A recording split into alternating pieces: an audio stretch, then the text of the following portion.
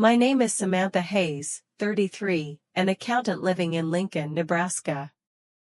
For years, I poured every spare cent into keeping my family afloat: hospital bills for Dad's heart surgery, my younger sister Emma's college tuition, and even repairing our house after a brutal Nebraska storm.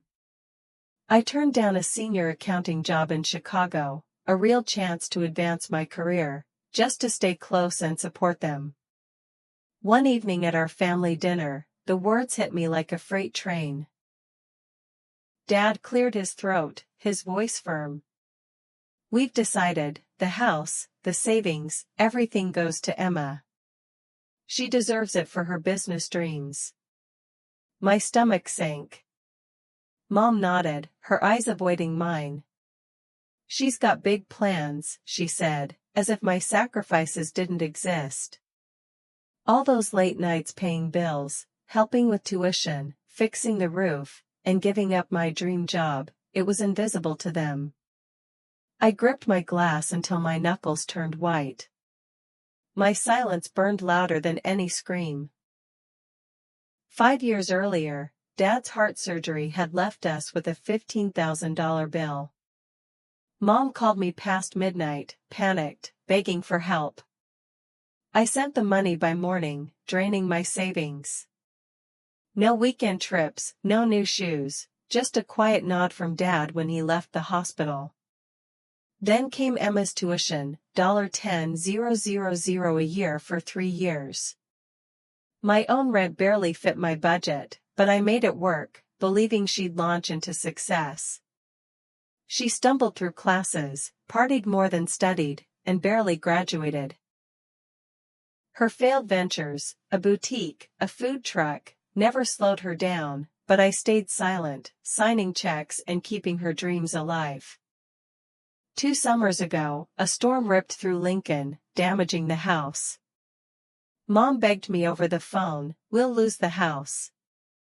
I paid $8,000 for repairs, working extra hours to scrape it together. And Chicago? That $85,000 a year job I had to pass up. I told myself it was for family. But at dinner that night, when they handed everything to Emma, something in me broke. They didn't see me. My sacrifices were nothing. Weeks later, I discovered Emma had been spending recklessly, using the house as collateral for her debts without my parents' knowledge. When I confronted Mom, she whispered excuses. But the truth was clear: I had carried this family's weight, and she had squandered the safety I'd built. I stopped paying for their mistakes. I refused to bail them out. I refused to be their bank, their unpaid labor, their invisible daughter.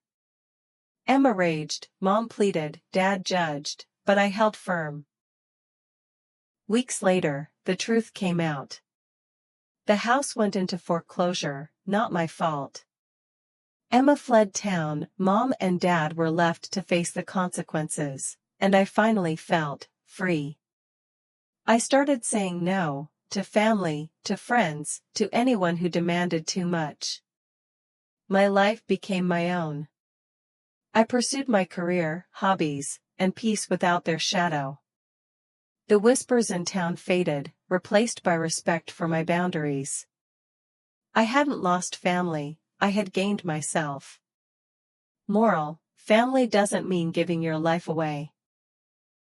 Setting boundaries isn't selfish, it's survival. Sacrifice is noble, but it should never erase your own worth.